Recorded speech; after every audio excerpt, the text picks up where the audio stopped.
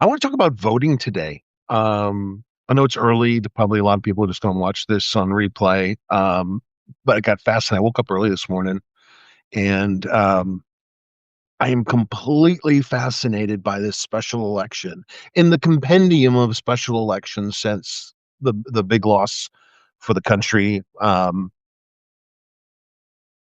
when dear leader was voted in. Uh, the special elections have been a bellwether of realizing. I think the country is realizing that they fucked up.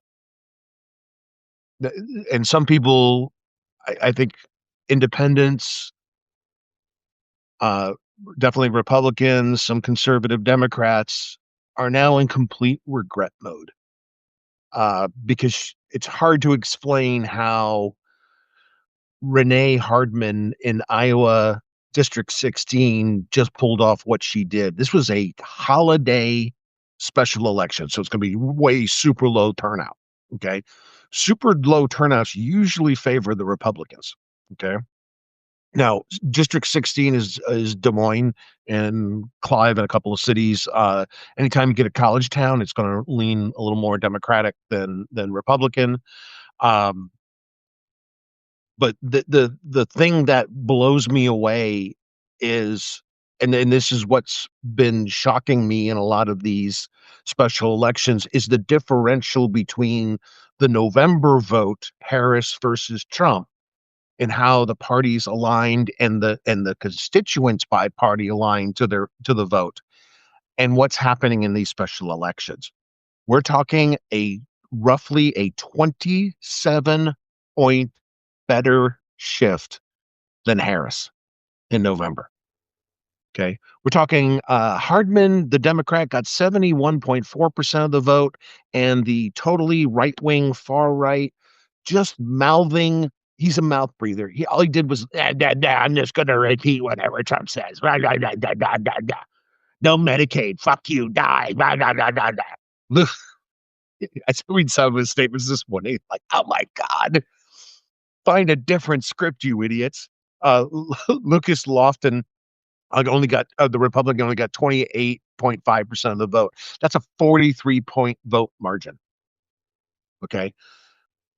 That's a blowout. And it's also an ass kicking. It's a political ass kicking. Okay. Um, you had a district that already leaned Democrat. You definitely had Republican crossover. You definitely had independent support. You don't blow away the last election cycle by 27 points performance spread or performance change, and don't have Republicans and independents cross over hard because they had to. Because I'm wondering how people do understand that the 43 point margin is cool enough, and it's eye opening. It's informative. Okay. But the 27 point better performance since last election, that's in line with a lot of the other special elections throughout the country. Okay. Even some more toward the center Republicans do not like what's going on with Trump and his cronies. They definitely do not like um, the script that has come up, because if you give them an election questionnaire, especially these smaller, less known candidates, they are just going to um, oh, you're very welcome, Patricia. Yeah, I just woke up and the first thing it hit me this morning, so I decided to jump on and talk about it. Um, the Harris only carried the district by 17 points in November. Okay. You got a 43% margin in the next election, which is a special election during the holidays. Um, why Hardman won? Okay. Strong local candidate. She's well known. Okay. She ran a Lutheran organization. She was a CEO of a Lutheran organization. She was involved in Big Sisters, Big Brothers. She's been a long time city council person. Um, and she is sounds she's described in some articles as a very liberal Democrat, but a lot of the quotes I saw of her this morning were just, we need things to live successfully in America. We need healthcare that everybody can afford. We need strong public schools. Okay, we need affordability. That's all reasonable things to be talking about at this point in time. Um, what did the far right clown Lucas Lofton come up with? Everything we don't like. Okay, the homophobic, the transphobic, the xenophobic, um, this whole idea where the whole reform for healthcare, retirement, and disability is meaning getting rid of all the programs and you're on your own. Like his questionnaire was so facile, he sounded like Jerry Falwell with a head injury. And he ran against a candidate that just was saying like normal shit. Like, oh yeah, we should, rent should not be 75% of your take home pay. Okay. And if we're going to have continuing increases, I forgot what the rent increases. I think here they're slightly falling because we were some of the highest in the country. But I know some areas it's still slightly going up a year by a couple of points. If you already can't afford it and you get a 3% bump next year, I mean, we're creating shanty towns. We're creating mass homelessness by shitty housing policies. So talk about the things that actually mean something to Americans, not all this hateful right wing, reboot Reagan's bullshit and make it 400 times worse. Nobody wants that shit. Okay. As I told you guys before, I'm more of a groovy libertarian. I'm not a liberal. Okay. In my formative years in the military and paramilitary, I was more aligned with like an Ike Republican, even though I'm a little too young to be like an Ike Republican. But build the nation, protect the nation. I don't think that's a bad policy. Don't be an asshole. You know, remember Eisenhower, Ike and Meany went to the Grand Mosque opening in D.C. when he was president. He took everybody in America and welcomed them with open arms. Okay, that's exactly the opposite of the Trump philosophy. Fuck everybody, hate everybody. So this guy's questionnaire was just like strict abortion bans. Okay, that's not even polling well in Iowa, and that was his main like pound the stake into the ground issue is strict abortion bans. Oh, she just want pregnant moms to die because that's the outcome of strict abortion bans. You don't get more babies, you get dead mothers. But they don't really seem to care about that fact. Or they don't care that why are you picking on women and telling them that some asshole in a state house with a fake agenda is going to make medical decisions for men. When has anybody suggested that? But the same assholes want to make private family or private personal medical decisions. They want to make those decisions for you at the state house if you're a woman. That isn't even selling in Iowa anymore. Okay, that was this guy's main thing. Okay, it wasn't making sure the public schools work, making sure our kids can read because this last generation can't. That's scary. I've been watching so many videos about that. That's a whole other video I could talk about. Like we taught a generation and a half of kids. Luckily, that change started happening when my kids were coming up, but we homeschooled them. We taught them the old way, and they can read voraciously. Like all the kids, all three of the kids can read an entire Potter book to when they were kids and tell you everything about it.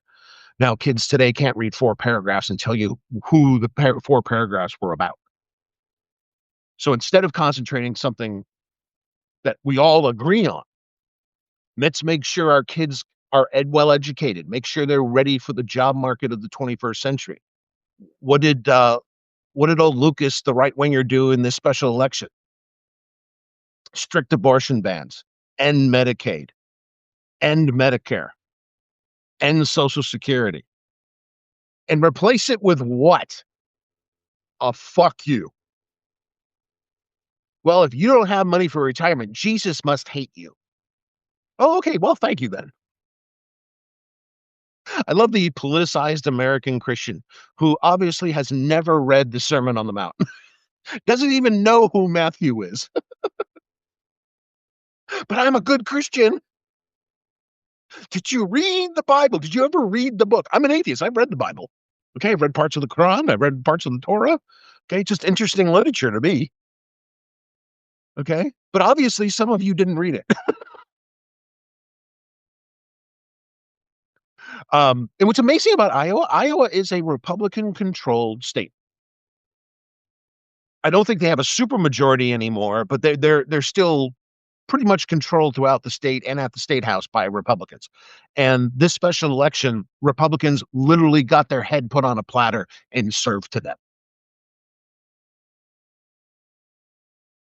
It's like the cover of that psychedelic album, Maggot Brain. Um,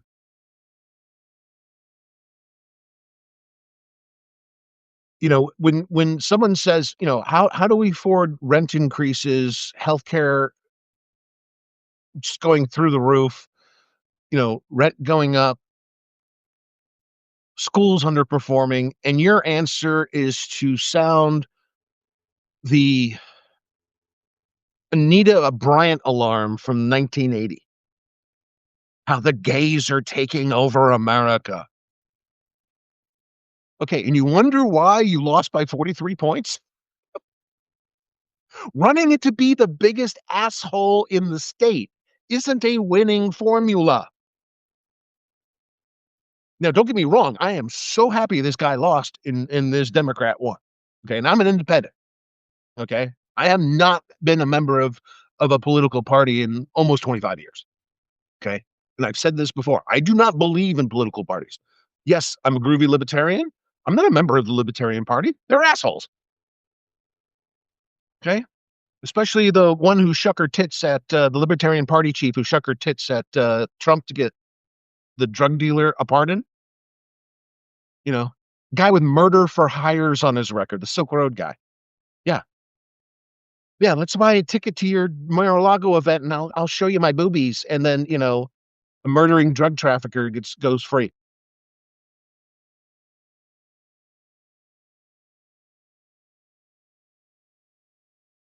Now, let me tie this into this incredibly good news of a win in Iowa.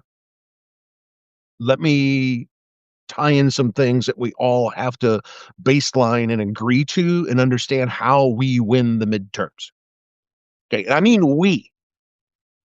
I don't care if you're Republican. I don't care if you're Democrat. I don't care if you're Green. I don't care if you're Libertarian. I don't care if you're Independent. We, the people, have to win the next election, or we, the people, are fucked. Okay, MAGA isn't a solution to shit. Okay, and I think Iowa just told us we collectively understand that. Okay, but the reason this Iowa election the outcome came out like it did, because even in a special election, there are always low turnouts, but a lot of people voted early. They voted through absentee ballots. They voted mail-in ballots. Okay. The exact reason why you heard an announcement, what, about 10 days ago, that the MAGA tool DeJoy, the Postmaster General, who's been attempting to destroy Ben Franklin's creation of the post office, of the United States Post Office. It's a reason we call it the United States Post Office, because it's actually a function of the federal government. It's not a business, you dumb motherfuckers. It is a constitutionally required service. The post office and postal roads are in the Constitution, just like the census. Remember Lowen Beauport? Well, you can't do that census stuff. It's unconstitutional. Oh, is that why it's written right here in the Constitution? You fucking idiot. Oh, and she just got screwed. She led a bill which actually was legislating. She actually did something good for a change. Bober. Yeah, that Bober. She got a water bill through Congress. And it's actually needed. It's actually a good bill. Dear leader porn star Humper vetoed it and fucked her. She's livid. She's fit to be tied. Everybody in Congress is, because the water in the Colorado River system is a problem. Okay. It is an infrastructure problem. I mean, you've heard me gripe about infrastructure and how we, like, I don't know why the Infrastructure Act under Biden was a kerfuffle. What? How many more bridges need to fucking fall down before we start fixing things? Okay. So the post office is supposed to be there. Okay. It was created by Ben Franklin, supported by John Jay, signed into law by President George Washington. Okay. President George Washington appointed Ben Franklin the first postmaster general. DeJoy is trying to be the last postmaster general. Okay. But he's such an ideologue and a fucking idiot. He doesn't realize he hurts DHL, UPS, and FedEx if he gets rid of the post office. That's not my opinion. The CEOs of those companies testified in Congress years ago. You can't get rid of the post office. What the fuck are we going to do? We're not legally required to deliver to every address in America. Only the post office is. So who does the last miles for the three big private carriers? The United States Post Office. Hey, Wyoming, do you still like getting packages? You better fucking start fighting against DeJoy. You'll never see a home delivered package again. You'll never get an Amazon delivery, idiot. Montana, Dakotas, rural Oklahoma. You want to see an Amazon package again in your lifetime? You want to see an Etsy delivery again in your lifetime? You better pray the post office stays. Okay. Now, what DeJoy recently did, or what he's been doing since he was made postmaster general in the first term, and the fact that Biden didn't get rid of him is another like total Biden fuck up. Okay. This is why I laugh when the shithead right wingers get on my channel or get in my comments on YouTube, because I bounce all these videos and the short clips to YouTube. They always think because I don't like Trump, and I never have. I hated him in the 80s. Don't ask me to like him now. And if I dislike Dear Leader Pornstar Humper, I'm automatically a mindless disciple of Joe Biden or Kamala Harris. I'm like, no, I'm not a Democrat. Okay. I just want a functional human being running the shit in the republic. Can we get that? Or a democratic republic. We vote in people through a democracy, and the republic part is those people we elect run the functions of the government. Can we at least get competent people to do that? People with a backbone. Okay. Because Biden really failed repeatedly. Okay. One of the things he failed at is not firing DeJoy. DeJoy is actually defrauding the U.S. government and destroying U.S. property. He literally vandalized mail sorting machines before the first term, Trump's first term. Okay. Well, now DeJoy's office has announced they're changing the postmarks. The postmarks isn't going to be postmarked when it lands in your local facility, your local post office building, the way it's been done since the post office was created. Okay. They're going to post it when it gets to the central processing center days later. Okay. Not only does that fuck up absentee voting, mail-in voting, and all that, it also fucks up legal services and stuff, that other things that go through the mail. That is the timestamp, the postmark, the date timestamp on the postmark is everything. Okay. He's going to destroy the validity of the postmark in an attempt to sway the midterm elections, to filter out votes they perceive that they don't like, because they think they've convinced their side that mail-in voting is somehow evil. It's not. And let me tell you this little tidbit. I keep telling you that Dear Leader Porn Server has never had an original idea in his head in his entire life. The post office shit isn't original either. He got that from Hungary and Orban, his Nazi buddy.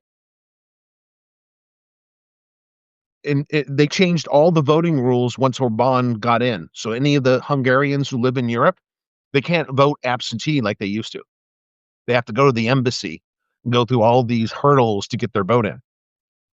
Okay, they just can't mail in a vote from Germany or Spain, wherever they live now, because they're expats working. Like a lot of Americans do. I have friends who work in Canada and work in Malaysia, work in Australia, um, Italy. Yeah, you just get your ballot wherever you live, and I'm still a U.S. citizen. I'm still allowed to vote. And I just make my vote and I mail it in. Um, yeah, he totally copped that from Orban's regime. We're going to change. We're going to change the way you're allowed to vote in an effort to curtail some of the vote we don't like. Okay, and what Orban in Hungary did is definitely a parallel. Okay, if you live in Western Europe and you're Hungarian, you'll most likely vote against Orban because most of Western Europe is pretty much opposite of Hungary. I mean, most of Europe are liberal democracies, liberal in the sense of liberal versus illiberal, the Lockean sense. Okay, yeah, the domestic vote leans more toward Orban. So what did Orban do? Question anybody not voting for him. And when they found out the majority of the people that don't vote for him, or uh, um, um, um, the expats tend to vote more against him than not, then he wants to curtail the expat vote. This was not an original thought by the regime, by our MAGA regime, our totalitarian fascist wannabes. They're literally cribbing the fucking notes from Orban and Putin. Um, yeah, changing changing the postmark to upstream is going to filter out a significant number of votes in a major election. Okay. Now, how do I know that their intent is to filter out votes? Because from where they copied it, from Hungary and Orban, that's one factor. The other factor is take this special election in Iowa. You're talking what, a 4.6 or 4.7 multiple on the mail-in votes to go in favor of Hardman. Okay. We're not talking about an insignificant split in the absentees. She won all by almost 5-1. So I'm sure when Steve Bannon and Stephen Miller and Ross Vaught get a hold of this news, which I'm sure they already have, they are going to go ape shit on the post office because they just didn't lose. They were once again, completely destroyed at the polls. I mean, a 27-point shift from last November in Harris to this special election in a holiday low turnout is mind-bogglingly surprising in a totally good way. Like, again, she seems like a reasonable person. I don't have to agree. Like, I've talked about this before too. I don't have to agree. I don't have a checklist. I don't have 116 things on my voting list, and you have to literally be in lockstep with me 116 times over. I voted for local candidates that were a lot more. And remember, some of the people around here aren't liberals. They're further out, or not even progressives. They're further out leftists. If you're going to make a stand about the public school debt and running the schools more appropriately, I'm going to take a look at you, especially when I've been living in a town that's run. We only have 80,000 people, and we're $250 million in debt every day I've lived here over the last 25 years. $250 million. Well, it peaked at about a third of a billion. We always running about 100 million behind on roads. We're always running $100 million behind on schools. We're always running $100 million behind on general obligation and pensions.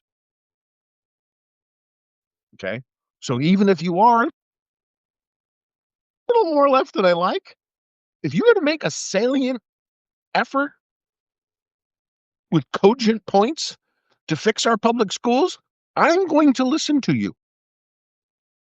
Now, I may not listen to you completely about what you want to do with this, that, or the other thing, or what the police do, or whatever. But if you've got a good idea and you're willing to work at it for the public schools, and it doesn't involve taking on more debt or just carrying this debt infinitum, then I'll take a shot with you.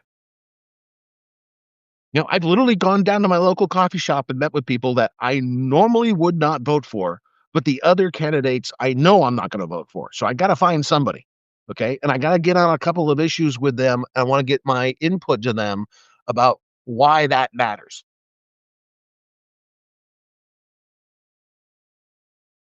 Okay. And when we vote, we have to be voting on the things that matter, not the culture war shit. I'm so sick and tired of the fringes on both sides. Okay. Literally, we can't keep bridges from falling down. We don't have the energy grid we need in the short term or the long term. Okay. We don't have enough nurses. We don't have enough teachers. We don't have enough airline pilots. We don't have enough electricians. We don't have enough welders. And you want to fucking scream at me from both fringes about whatever your angst is? Fuck off.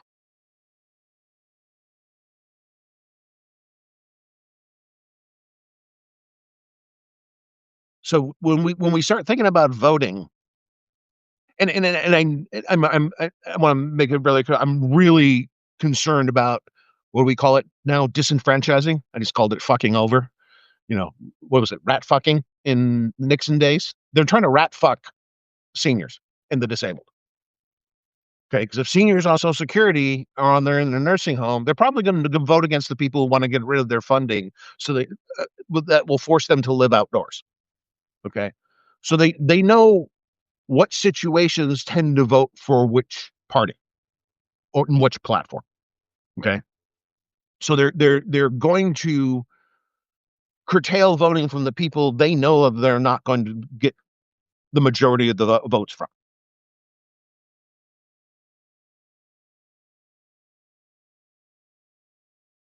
So yes, people are going to be rat fucked, no doubt. But if everybody who's able gets out there and vote, the midterms is all about turnout. The more asses standing in line at the polling centers, the better chances we have of flipping both houses in Congress.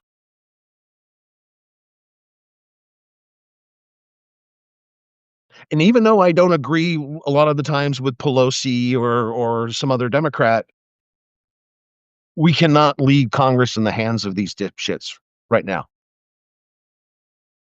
Mike Grinder Johnson is a joke. He's incapable of leading. He's a tiny man in a large role, and he's failing. Okay. Thune is just a sellout in the Senate.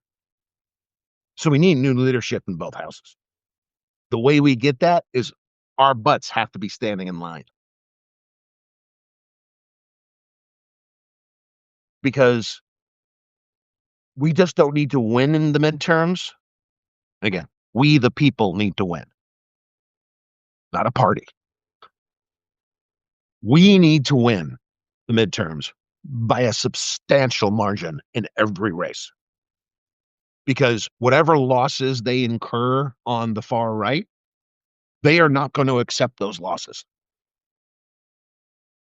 We are going to see a repeat of the whole stolen election shit with Sidney Powell. And even though all those people went to jail, Jenna Ellis pleaded guilty to felonies, and her allocution is hilarious. Did you guys see that? Jenna Ellis sitting there, but I'm a good Christian. You're a good Christian with a felony record now, convict.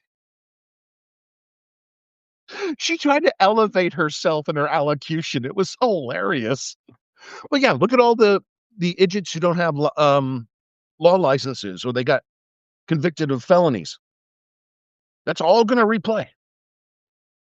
But it doesn't make any sense in court when you lost by What was this spread again? Would 43-point margin? I think we can repeat 43-point margins in a lot of the races in the midterms if people get out off their asses and vote. Because the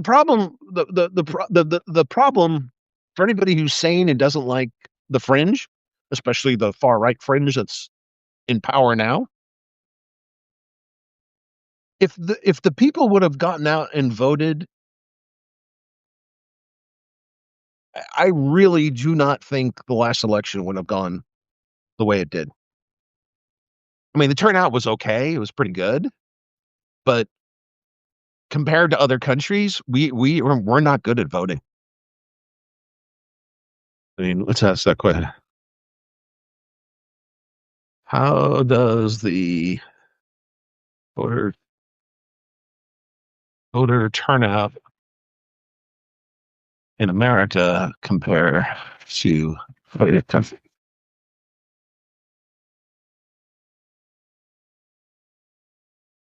Can't type this one.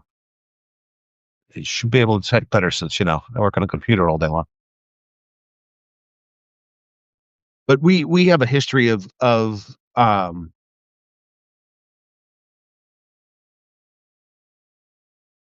yeah, we have a terrible record at voting. And when you compare us to like Belgium, 88% of the people in Belgium vote. 90% of the people in Australia vote.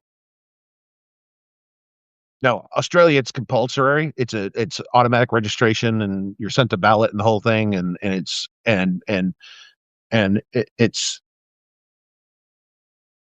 not coerced at any means. It's sort of a national participation thing in Australia. Sweden is 82%. Denmark's 84% turnout.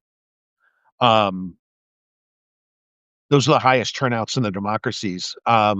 Germany's and Netherlands are and Canada are all better us. They're in the high 70s. We're down in the low 60s. Midterms in 22 only had 46% of the people voting that were eligible to vote. Okay, that's sucky turnout. Okay, again, probably the biggest factor in why Dear Leader Pornstar Humper and his street gang won. People didn't turn out in the numbers they should have.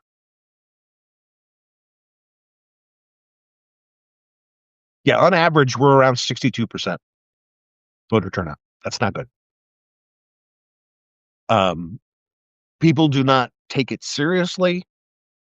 They're under this grand fable, this misperception that their vote doesn't count. Um, if your vote didn't count, why are they trying to eliminate your vote?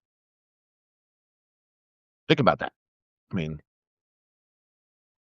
why do they want the postmarks changed so a lot of the ballots show up after the deadline? Because the deadline and the timestamp, that's everything. Okay, and it happened in Iowa in this election. They had some tiny amount of ballots that arrived post the deadline, and they couldn't be counted.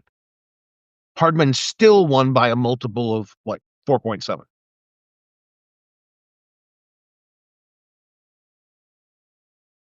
And that's the evidence you need to keep in your head and realizing that when they change these votes by changing the postmark, that's done with eyes wide open. They know what the fuck they're doing. And it's almost like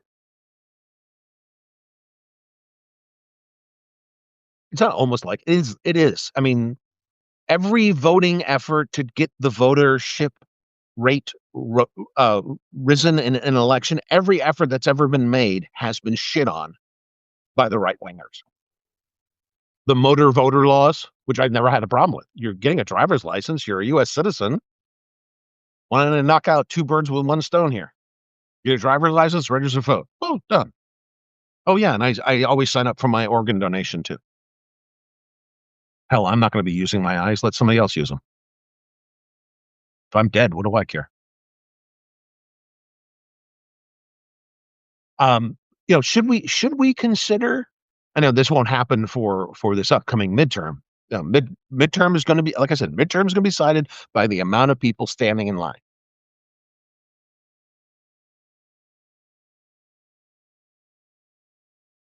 But do we need to consider in this country, after we get a new, hopefully we this president drops of his own poor health or gets impeached or something.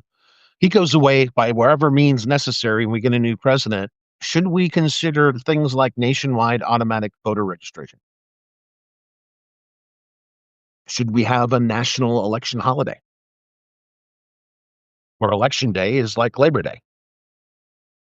We all take it off, and the main purpose is to get out and vote. Should we have universal early voting? I've always said yes to that. Okay, I'm going to be traveling on election day, and I still want to vote. Why can't I toss my vote in the mail, get counted, and I'm simply not going to be here. I'm going to be in Germany, for instance. On election day, I'm not going to physically be here. So why can't I vote early? Um, and vote by mail. You know, if you're disabled, in a nursing home, live rurally. I mean, there's a lot of scenarios where mail-in voting is completely appropriate, and they just boogeyman that shit. Okay, the voter fraud was tiny; it didn't change any election. But some of the most egregious, most just in-your-face voting violations were done by far right wingers. The candidate who signed 140 people's names um, to his um, campaign registration. He just made up names, made up addresses, wrote them in there himself, signed fake names. But mail-in ballots the problem? No. You got far right wingers in politics who screamed up and down about voter fraud. Then they got caught voting in 2 states in the same election. And that goes to a whole nother with the politicians. This goes to a whole other thing is the political tourism. Okay. You have to live in the fucking state you represent. Whether it be Mitt Romney or Hillary Clinton or now Tommy Tuberville. I understand he lives in Florida. He doesn't live in Alabama. Hasn't lived in Alabama in years. But he's the politician from Alabama, according to Congress. It's ridiculous. Okay, you shouldn't be able to just move around the country because you're wealthy and decide, oh, I'm gonna represent anybody I want. No, you actually have to live in the district.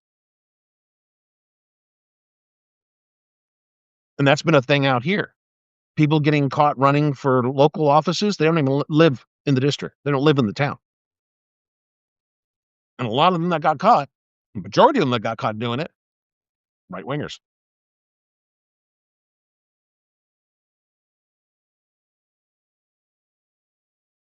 Because I think if we increase the voting turnout by 10%, we get a totally different outcome. You increase it by 25%, you change the Republican Party because they'd have to change for survival. They would literally go out of business if we had the super majority of people out there voting. We took this from what was the terrible number, 43% in a midterm, and we took that up to 86%. You're not going to be talking about hating homosexuals or hating the trannies. No, no. You're not going to be talking about how teachers' unions are illegal and unconstitutional and they're destroying our children. So you can take the school money and put it into your own parochial school, which you own and run, and you're going to put the public money in your own pocket. That's a real thing. That's been they're not just taking the money off as vouchers anymore. Now there's several states that are trying to directly fund religious schools with public school dollars. Okay. Now, if you want to send your kid to a religious school, knock yourself out. Okay. Do not ask me to pay for it. I already pay for an education system. It's the public schools. We can barely afford those. So why are you making me pay for a religious charter school, an old school parochial school on top of it? Screw you. You want a private school, you fund your own private school. You don't take away the money from the kids, especially the poor kids and the poor families, to live your separate lifestyle. Fuck off. I mean, why wouldn't you want to fund a good public school system? What do you? Because you have two choices, and I mean this very literally. You have two choices. Either you fund public school and you create a literate populace, or you get more people in county jail and state prison. Pick one. Last thing we need is a whole generation of stupid kids. We already have a generation and a half that can't read, can't comprehend. Their reading comprehension is in the basement. They know every single TikTok they've looked at in the last 6 months, but they can't read a short story and write a paragraph about what the short story said. But you want to defund public schools. And if you look globally about America's voting, we are a complete outlier and not in a good way. We have some of the lowest turnout. We have some of the harshest um, uh, political polarities. Um, we argue over shit that shouldn't be argued about, like infrastructure. You know, I told you guys what back. I had to drive across the country a couple of times in the last couple of years, and the trip I took out to Indiana, I was driving through Nebraska. And Nebraska is a big, value add manufacturing, base manufacturing center. A lot of stuff going on there. Um, and I'm driving down the road trying to keep my speed down because it's rush hour. We were just leaving the hotel, taking the next leg of the trip.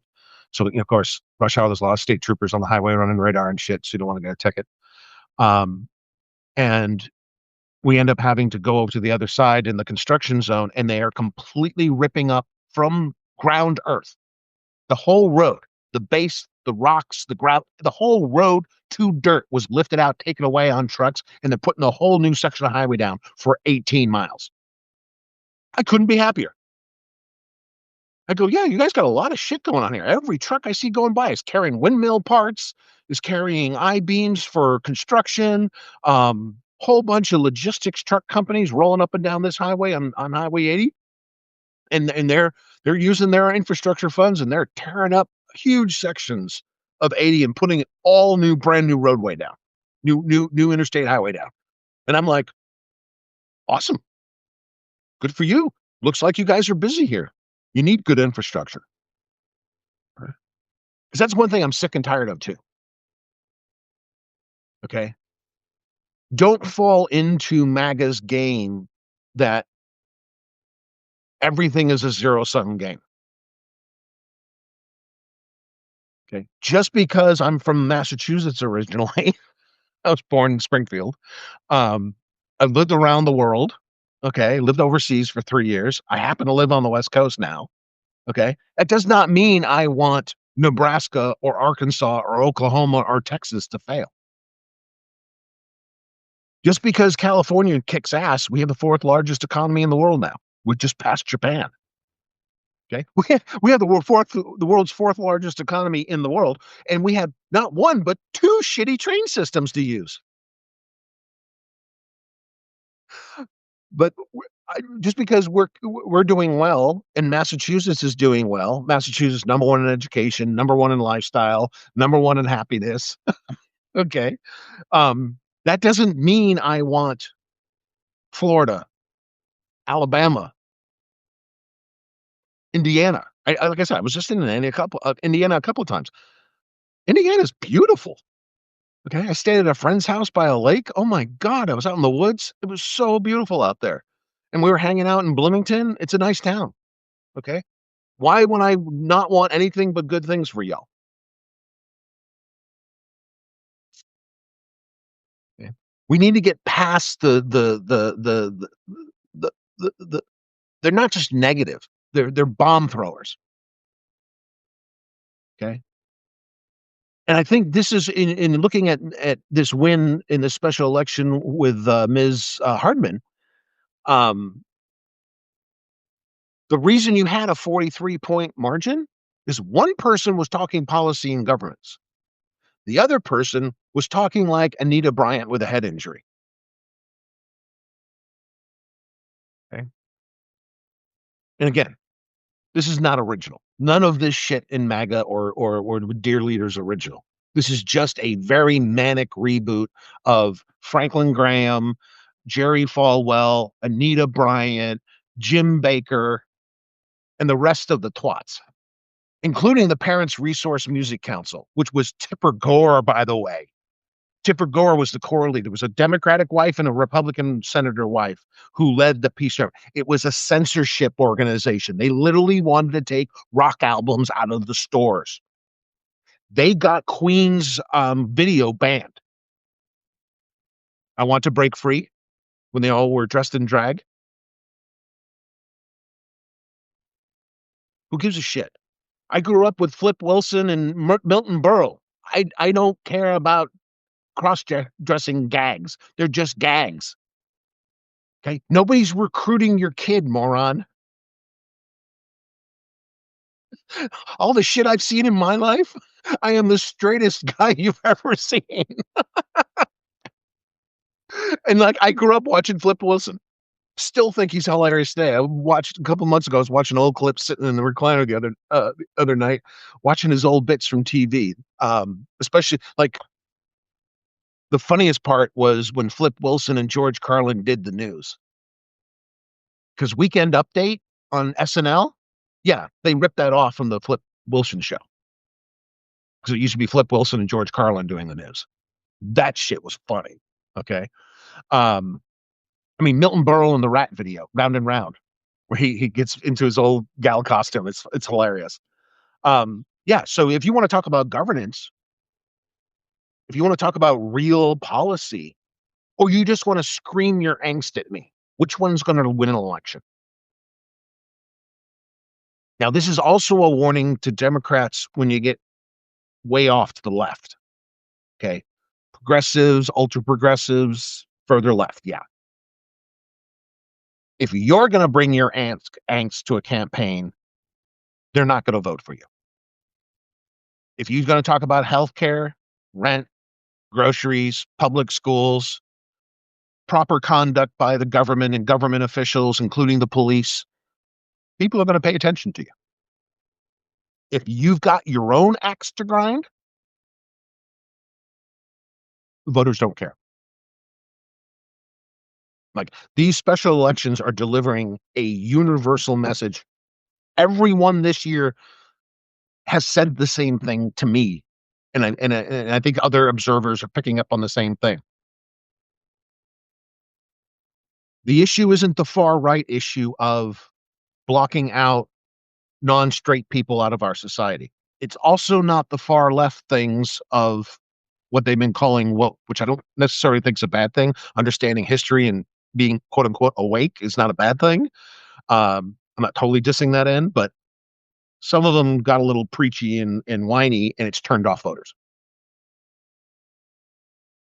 Okay.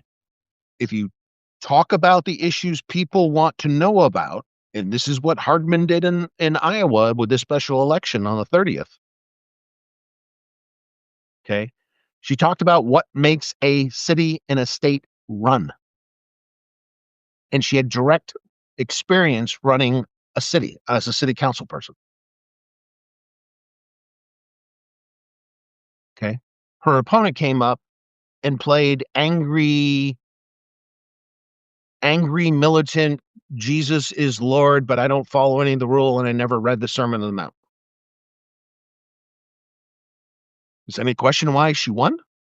Why she pulled a multiple of 4.7 in the absentee ballots? I have the table right in front of me. That's a huge gap.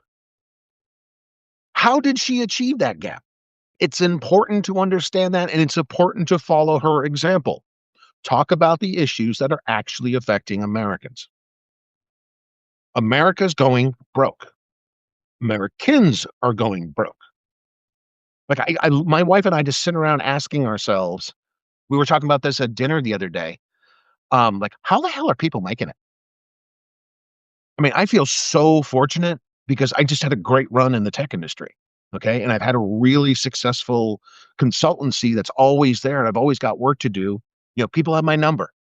Okay. I'm like a good electrician or a good plumber. Once people know you're a good data center guy and they have a problem in the data center, guess who they call? Okay.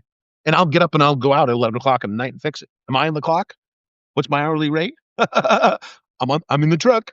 I'll call you from the data center in an hour. Okay. I just feel real fortunate. I had a great run. My wife got jobs at times when we needed it, and mostly around benefits because she keeps landing great jobs with awesome benefits. I've had a couple of good benefit runs too. When I worked at the national lab, the benefits were outstanding. When I worked at the big tech company, we had a platinum plan. It wasn't a gold plan; it was a platinum plan. Hell, we even had wellness reimbursements. You went out and bought an exercise bike, they'd write you a $500 check to pay for part of the bike. You have a gym membership, you can write off $500 a quarter of your gym membership, your running shoes, whatever you need to keep healthy. You play ice hockey, you need a new pair of skates. Skates are expensive, by the way. They were when I played 20 years ago. They're really expensive. A good pair of skates are like $200 back then. I don't know what they are now. I haven't played in a while, but skates are expensive. So you go out and buy expensive pair of hockey skates. Yeah, you could write that. You could put in a form and get a reimbursement for that. Um, so we've been lucky. We've been really fortunate. And I know it's fortunate. I don't sit around and my wife doesn't sit around and go, look at us. See how successful we are? Because we're winners. No, it's just we worked hard. Okay. Yeah, I would like to go on a vacation to Europe or you know, every year or every couple of years. I'd love to spend more weekends and more weeks in Maui. I love Wailea. Okay. No, I stay home, do a lot of stay vacations, do other things like dinner dates, weekends, you know, little smaller vacation trips, keep the budget down, save a lot of money, work hard. Okay. I try to be extremely mindful, like the position I'm in, I'm a lot better off than a lot of my neighbors. Like I'm a data geek, so I have keys, API keys to the Social Security Administration, census. I can pull the data directly, manipulate in Python or Splunk or whatever I'm working with, R sometimes. And I know like a third of my town head of household income is less than $36,000 a year. Here, expensive here. Eek. How are you making it?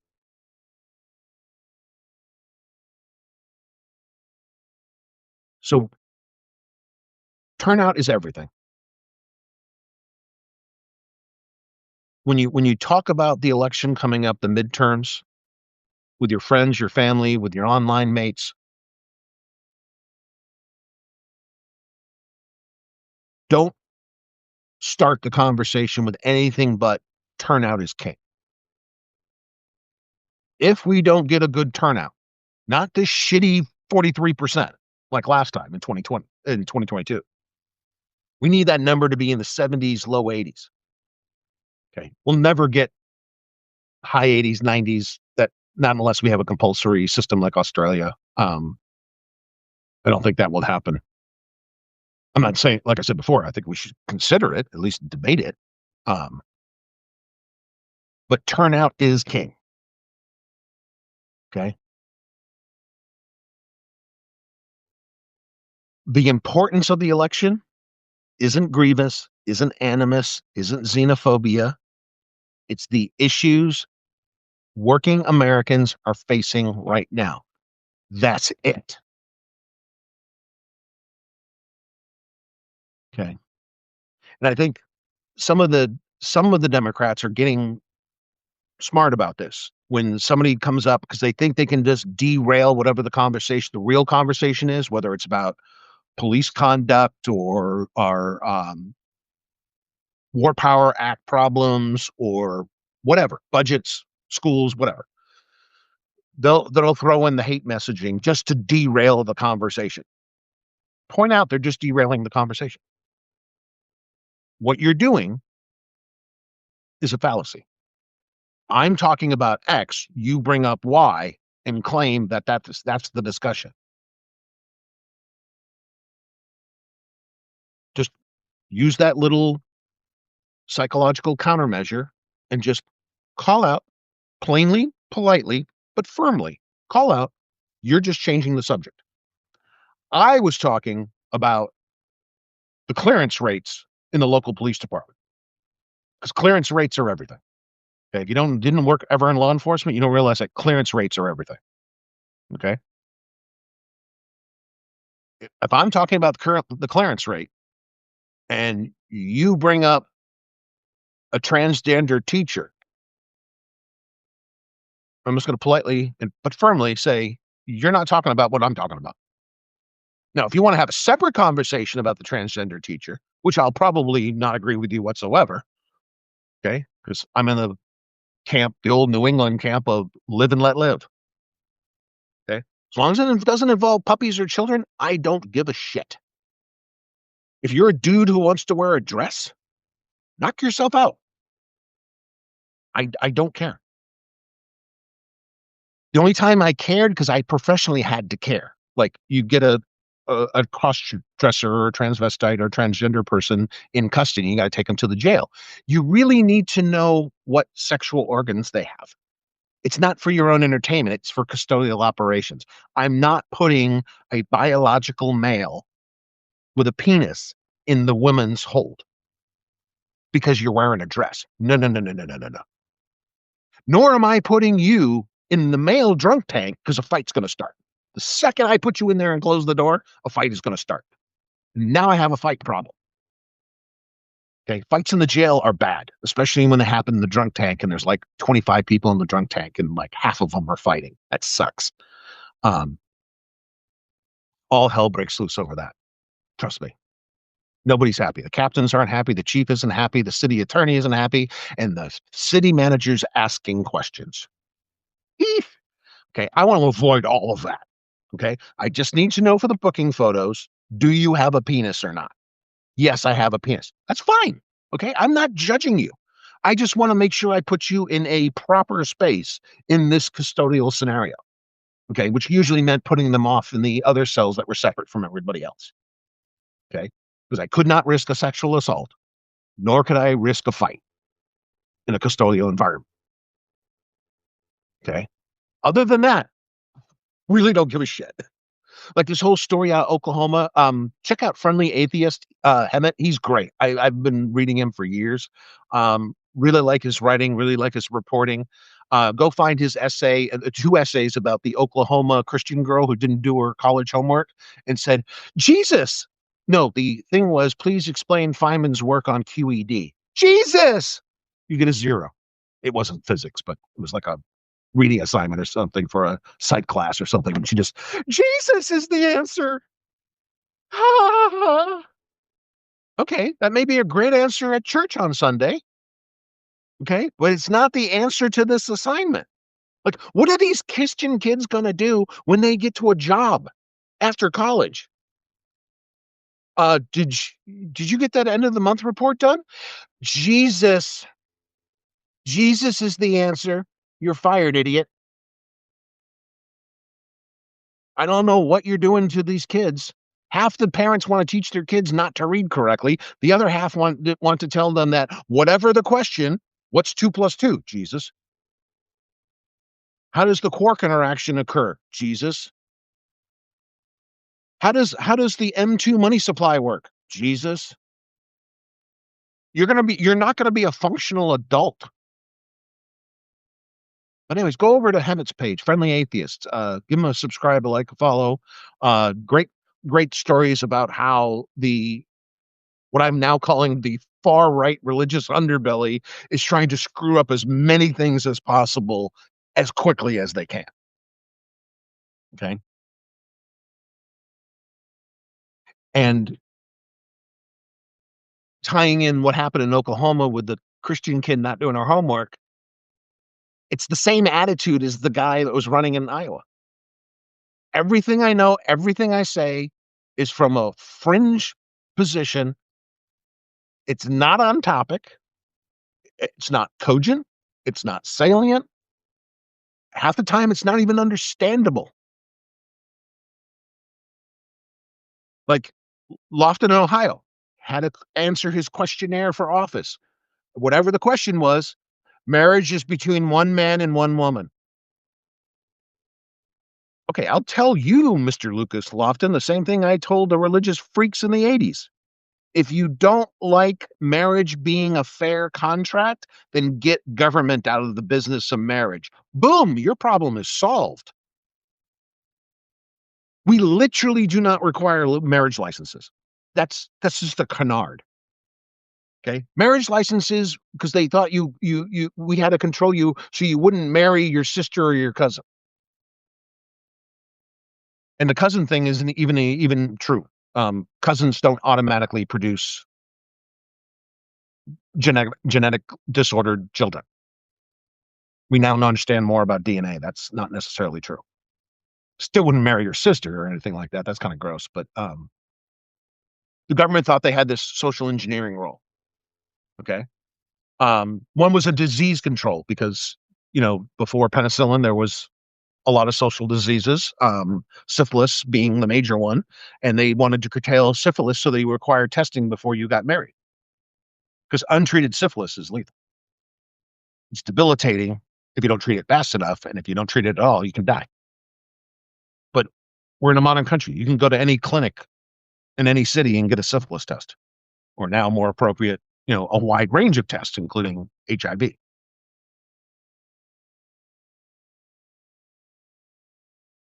So do we even need marriage licenses? No. What did this guy make it all about? His fringe idiocy. It's not even, I was going to say fringe politics, but it's not even politics. It's just, fuck you. I'm going to whine about things I don't like. Well, if there's things you don't like, it's probably a good indication you live in a free country and people get to do what they want as long as they're not hurting other people. And I'm sorry, being gay doesn't hurt anybody. And this whole, the Bible says, you don't even follow the Bible. You follow the parts you think are important and you dismiss everything else, especially in Leviticus. I've talked about this before. You literally don't even read the next line in Leviticus. Oh, the two guys can't lay down together. You know that line from Leviticus. The next line that says you can't mix cloth, you completely ignore that one. Same book, same reported punishment, same holier than thou scripture reading, but you live by one, you ignore the other. So I don't care what allegedly you think Magical Sky Daddy says about the thing, because Jesus never talked about the things you talk about. I think a lot of Christians in America, the politicized far right Christians, they literally think Paul the Evangelizer is Jesus. They don't actually understand who Jesus is in the book,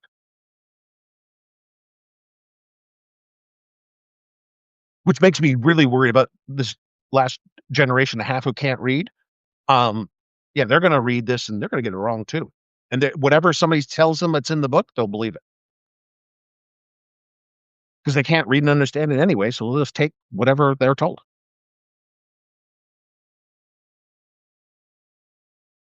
So if we want to win the election, we got to vote. We got to vote in mass. We got to get high turnout. We have to drop the culture wars. Now, it's not like I like what's coming out of the mouths of the far right and their constant hate speak. I don't like it at all. Okay. I was completely for what we call gay marriage. It's just a contract. If you're an adult and you want to sign a contract to share all your shit, and bequeath your house and portfolio to another person, you're an adult. You can do whatever the fuck you want to do. Last time I checked the notes, we live in America. We can do whatever the fuck we want to do.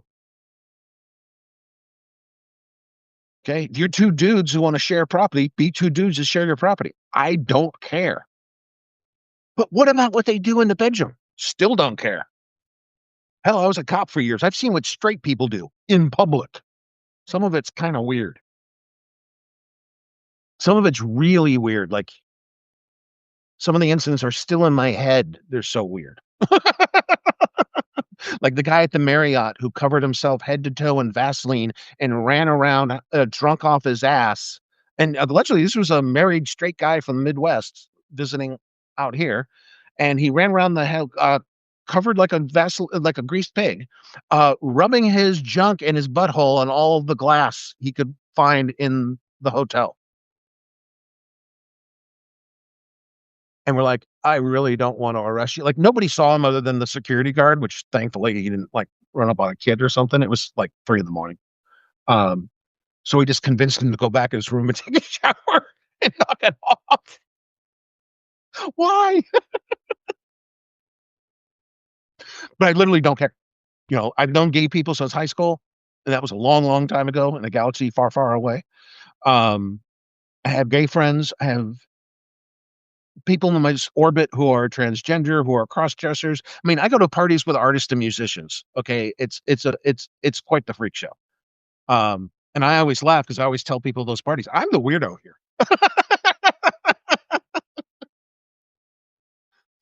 So if you want to win the election, drop the bullshit.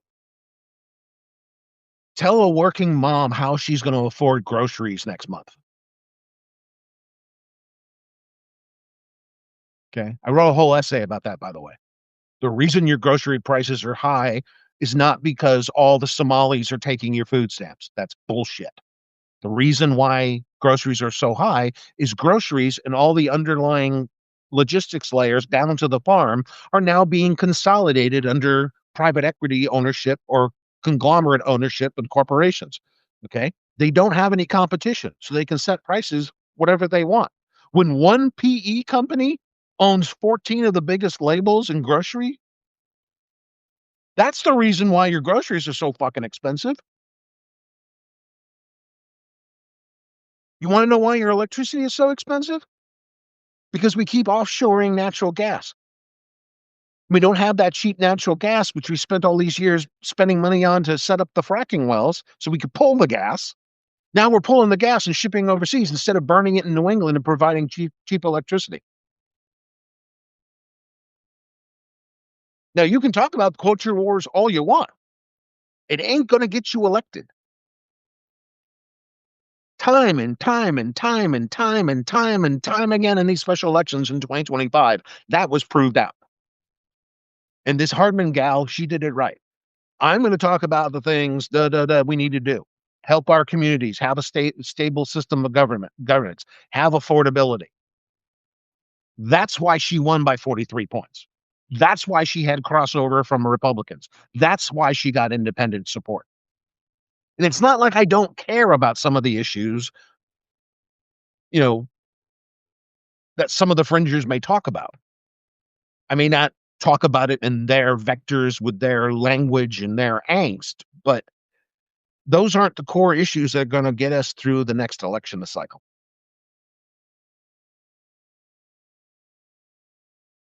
Yes, I think all people should be treated equally, including gay people or transgenders or whoever else. I don't carve everybody up. Humans should be treated equally, period, full stop. Okay. But getting on that soapbox screaming about how you're so sad for the transgenders isn't going to win you an election.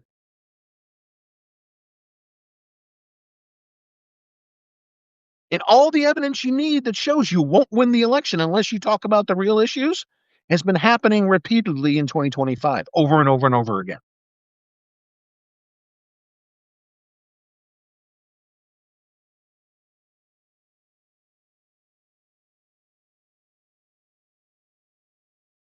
So make it known amongst your circle. Spread the word. Spread the good word. What we need to actually do. What are the actual issues that are going to get people to show up and vote for a reasonable candidate? because we don't need candidates like this Lucas Lofton that lost. He, he's just a far right theocratic nationalist who wants to tell you how much he hates everybody. Okay, you don't also need to be a far leftist who's going to say America sucks. You all suck.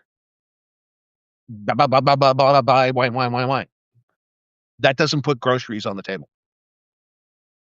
That doesn't get the rent paid. That doesn't find somebody a new job. Okay. That's like I said with my consultancy. I just went back to being a consultant after I got riffed out of my tech company. Okay. Did it suck? Yeah, I was making a ton of money. It was great. Okay. Went right back to consulting, picked up what I was doing, no problem. Okay. I'm very fortunate that way. But what do you do with the other people who got laid off, whether it's tech, whether it's federal government, whether it's whomever, and they've been looking for a job for 1, 2, 3 years and they still can't find gainful employment? And then you lie to them and tell them that Uber or Bitcoin is an option. It's not an option when you're making six figures in your last job. And that's what your rent and your groceries and your car payment and everything else is based on. Because we spend what we make. That's the habit of Americans. You have to really work hard not to spend what you make. And I think that's the only reason my wife and I are in the position we are in is over time, we just saved a lot of money. We make choices. No, we'll drive a car for 12 years, 13 years before we buy a new one. Why? I don't want the car payments. I'd rather put that money in savings or put it in my retirement. Yeah, I would love to go back to Germany, a couple of times a year. We only go once every few years. We may go back next Christmas. Okay. Yeah. Drinking Mai Tais and watching the whales in Wailea. Man, I would love to do that every weekend. I love it there. The coolest thing in Wailea is going on the submarine. I love doing that. You get to go about 100 meters down. It's far enough down where you can't see anything but the blue anymore because the most of the light is blocked. You get deep, and it's a positive ballast civilian submarine. So if anything goes wrong, it just resurfaces. They have to force it into the water. It isn't like a military submarine, so it's completely safe. Anything goes wrong, it just pops back up to the surface. I love doing that, but it's expensive. It's like a $200 trip, so I don't do that all the time. I know I have luxury available to me. I'm just very conscious the way I spend my money. But if you're not even in that boat and you're struggling month to month, or you haven't had a full-time job, in a year or two, yeah, these are the things that matter.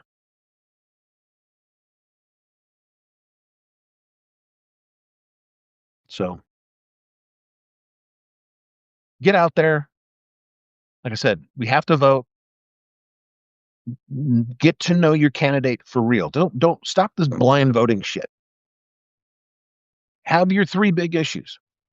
You don't have to know the whole playbook. You don't have to know the roster of every team in in the league. Okay, know a good two or three issues. Have a good idea of what the real core issues are and what the mythology around the issues are. And then when you engage with a candidate, tell them you want cogent answers. What is your policy? Not whether you agree with me or disagree. I don't give a shit if you agree with me or disagree. What is your solution? What is your fix? What is the change to make it better? Okay. And really, really, really consider independence. Okay. Because I think the way I'm reading this, independence had a big shift factor in these special elections. So definitely consider independence. Get out of this left or right orthodoxy. Be independent, vote independent, run for local office as an independent. Know who you're voting for. Know what they really stand for. Don't accept bullshit answers. Tell them that's a non-answer to the question I just asked.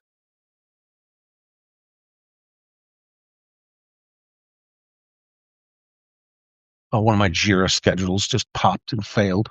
I gotta go fix that. So yeah, get out there, disavow the issues that don't matter, that aren't salient to actually fixing things. Because this is one thing that's going to happen. Because you see this in other countries. Once you fix kind of the base quality of life things, people don't randomly bitch about so many other things. Okay. So my daughter lived in Norway when she went to graduate school, and that was one of the things her Norwegian friends were telling about. It's like you guys need a better base set of care in your country because you don't have that, and now you're just going after each other. Now it's just an argument for the sake of argument because you're worried about what comes next. So this is why we need candidates that have a solid understanding of the policies and have a solid idea on how to fix it. And what I would really like to see is people starting to legislate with the matrix needed. How do we measure success here? And if this thing is not successful, we need to pull it. And I've told you about things that we shouldn't have, but we do have, and everybody loves them, but they're harmful, like home mortgage deduction on your taxes. That just makes housing more expensive. That's not my opinion. That's the expert on housing, Robert Schilling. Okay. So get out there, encourage everybody. If you're, I'm pretty busted up. I'm partially disabled, but I'll be standing in line if necessary for sure. Um, and vote any which way you can. If you have a disabled relative or anything, yeah, have them fill out the mail-in vote and have them fill it out early. The postmark change is going to disenfranchise a lot of people. It's going to negate a lot of votes. But again, if the turnout is big enough, a few missed deadlines because of postmarks isn't going to change the result of the election. So again, turnout, turnout, turnout. And just in a last point, good job, America. I'm loving these special elections. I am just eating them up because this is the clapback you need. When you have a system that's so stupidly authoritarian and so lost in their own bullshit, these clapbacks are awesome because this Lofton guy ran against the winner Hardman, and he ran being a little dear leader porn star hunk. Got his ass whipped. Good job, America. Good job. And this is Iowa. Okay. Okay. That's the thoughts for the day. I'll be on later. I think I'm going to finish up another essay today. I'll try to push up that. I just pushed one yesterday about the completely false post Dear Leader made that has a huge impact. And it's the sociopathically deranged article I wrote yesterday. Check that out. And I will see you soon.